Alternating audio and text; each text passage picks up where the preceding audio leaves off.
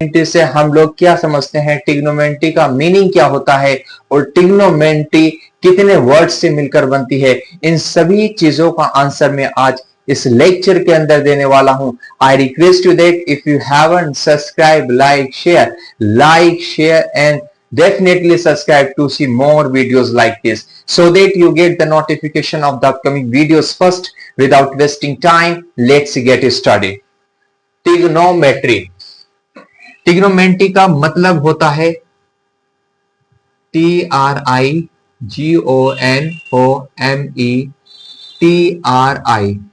Trigonometry पहला हमारे पास question है, ट्रिग्नोमेट्री क्या होती है? तो ट्रिग्नोमेट्री is the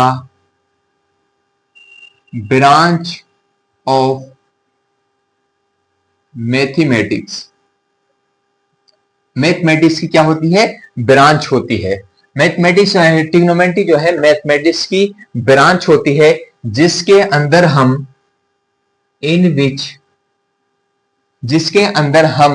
क्या करते हैं? Relation between angle and sides, जिसके अंदर हम एंगल और साइड के बीच में रिलेशन का स्टडी करते हैं, नेक्स्ट क्वेश्चन है कि ट्रिग्नोमेट्री कितने वर्ड से मिलकर बनती है? तो मैं आपसे बताना चाहूंगा ट्रिग्नोमेट्री 2 वर्ड से मिलकर बनती है, जिसका जो 2 ग्रीक वर्ड्स होते हैं उनसे मिलकर बनती है। उन वर्ड्स का नाम है ग्रीक वर्ड्स। दो वर्ड्स होते हैं जिनका नाम हमारे पास ग्रीक वर्ड होता है, इन 2 वर्डों से मिलकर बनती है ट्रिग्नोमेट्री। ट्रिगोनॉन एक तो ये वर्ड्स होता है, एक मैट्रॉन इससे मिलकर बनती है। राइट, अगर मैं इसको अलग अलग लिखूं, TRI, ट्राई का मतलब क्या होता है? What does it mean? 3। Gon angle, metron measure. Trigonometry का मतलब होता है 3 एंगलों का मेजरमेंट। 3 एंगलों का अगर हम जहां पर भी मेजरमेंट करते हैं तो उसे कहते हैं trigonometry. I hope this point is clear.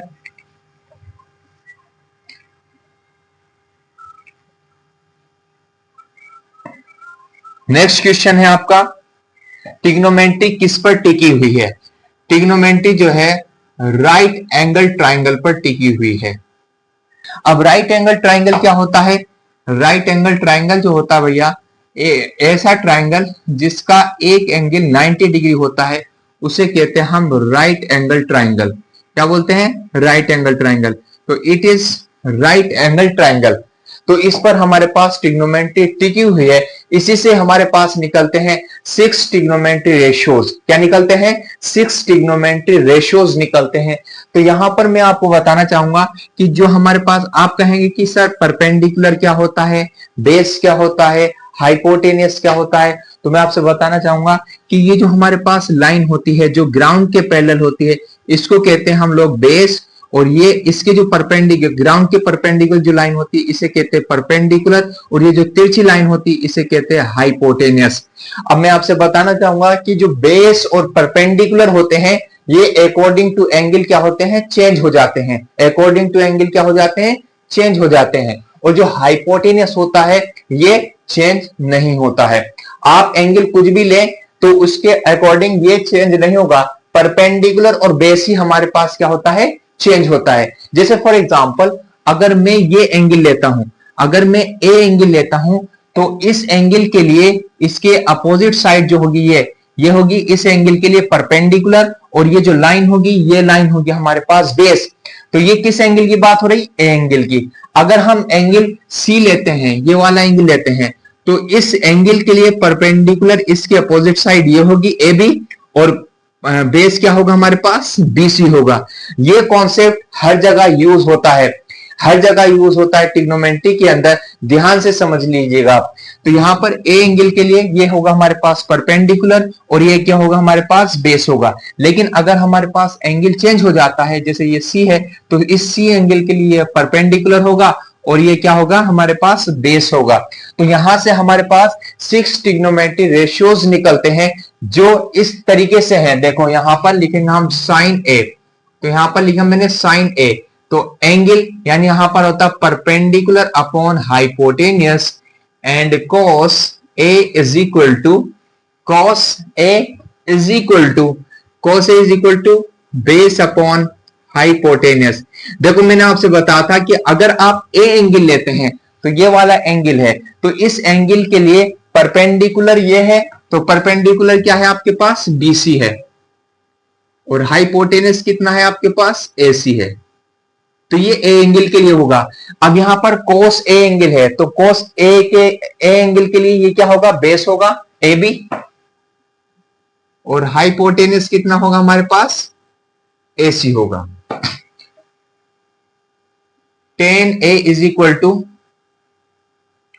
Perpendicular upon base, और cot A is equal to, देखो मैं आपसे बताना चाहूंगा, अगर आप 3 ट्रिग्नोमेट्री रेशियोज की वैल्यू ज्ञात कर लेते हैं, जैसे परपेंडिकुलर अपॉन हाइपोटेनियस, कॉस की value base upon hypotenuse, ten की वैल्यू परपेंडिकुलर अपॉन बेस, तो इससे 3 जो ट्रिग्नोमेट्री रेशियोज होते हैं उनकी वैल्यू ऑटोमेटिक याद हो जाती है। कैसे होती है, देखो यहां पर जो कोट होता है वो टेन का उल्टा होता है, तो कोट ए की वैल्यू जब मैं लिखूंगा, कोट ए का जो जब फॉर्मूला में लिखूंगा तो इसका उल्टा करूंगा, तो बेस को ऊपर भेज दूंगा और परपेंडिकुलर को नीचे भेज दूंगा। क्यों?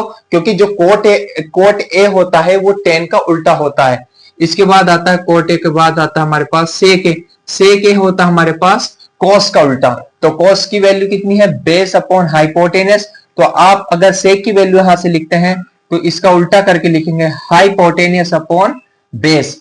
उसके बाद आता है हमारे पास cosec a, cosec a that is equal to, अब कोसेक ए जो होता है वो साइन का उल्टा होता है, तो साइन की वैल्यू आपके पास परपेंडिकुलर अपॉन हाइपोटेनियस है, और यहां पर कोसेक की वैल्यू होगी हाइपोटेनियस अपॉन परपेंडिकुलर।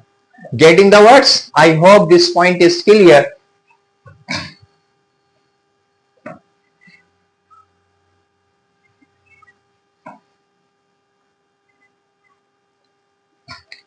अब मैं एंगल को चेंज करता हूं,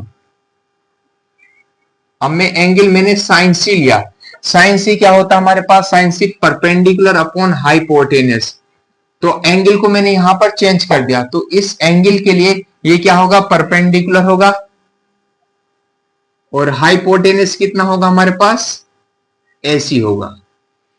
इसके बाद आता हमारे पास cos C, cos C is equal to base upon hypotenuse, that is equal to, अब इस एंगल के लिए cos C, C एंगल के लिए ये हमारे पास परपेंडिकुलर होगा, ये बेस होगा, तो बेस कितना हमारे पास BC, और हाइपोटेनियस कितना हमारे पास AC। इसके बाद आता हमारे पास tan C is equal to perpendicular upon base is equal to, इस एंगल के लिए ये क्या होगा परपेंडिकुलर होगा, और ये क्या होगा बेस होगा। परपेंडिकुलर कितना इसके लिए AB, और बेस कितना हमारे पास BC, राइट। कॉट सी, तो मैंने आपसे अभी बताया था कि कॉट सी जो होता है, कॉट जो होता है वो टेन का उल्टा होता है, तो हम इसमें वैल्यू लिख सकते हैं, इसे लिख सकते हैं BC अपॉन AB, यहां पर लिखेंगे सेक सी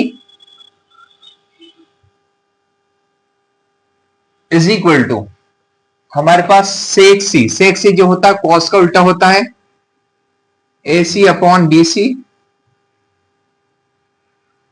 इसके बाद आता है कोसेक सी, ये कोसेक जो होता है साइन का उल्टा होता है AC अपॉन AB। उम्मीद करता हूं ये चीज आपको समझ आया होगी, ये कॉन्सेप्ट आपके दिमाग में आया होगा। अगर आप ये फॉर्मूला भूल जाते हैं तो इसकी एक सिंपल ट्रिक है, वो मैं आपको बताने की कोशिश करूंगा। देखो यहां पर पापा बीड़ी पियोगे, हाँ हाँ बेटा। पापा बीड़ी पियोगे? हाँ हाँ बेटा। या आप दूसरी ट्रिक ये भी यूज कर सकते हैं, पापा बिस्लरी पियोगे? हाँ हाँ बेटा। थर्ड थर्ड ट्रिक ये भी यूज कर सकते हैं, पाकिस्तान भूखा प्यासा, हिंदुस्तान हरा भरा। ये 3 ट्रिक्स होती हैं, मैं आपको बताने की कोशिश करूंगा। ये होता हमारे पास साइन थीटा, ये होता हमारे पास कॉस थीटा, ये होता हमारे पास टेन थीटा। साइन थीटा का उल्टा यहां पर आता है हमारे पास कोसेक थीटा, कॉस का उल्टा यहां पर आता है हमारे पास सेक थीटा, और टेन का उल्टा ये होता है हमारे पास कॉट थीटा। अब इसी से हम फॉर्मूला बना सकते हैं, sine theta is equal to, ऊपर परपेंडिकुलर है, नीचे हाइपोटेनस है, perpendicular upon hypotenuse, cos theta is equal to, ऊपर परपेंडिकुलर है नीचे हाइपोटेनस है, base upon hypotenuse, tan theta is equal to, ऊपर परपेंडिकुलर है नीचे बेस है, perpendicular upon base, cot theta is equal to, अब यहां पर आपका cot theta base upon perpendicular, base upon perpendicular. नीचे का अगर हम देखेंगे तो नीचे से फॉर्मूला पढ़ेंगे बेस अपॉन परपेंडिकुलर, इसका फॉर्मूला देखेंगे तो यहां से हाइपोटेनस अपॉन बेस, इसका पढ़ेंगे तो hypotenuse upon perpendicular, cot theta base upon perpendicular, sec theta is equal to hypotenuse upon base, और यहां पर आ गया हमारे पास last cosec theta is equal to hypotenuse upon perpendicular. Next video के अंदर मैं इससे बेस्ट क्वेश्चनों को कराऊंगा एक्सरसाइज के। Thank you so much.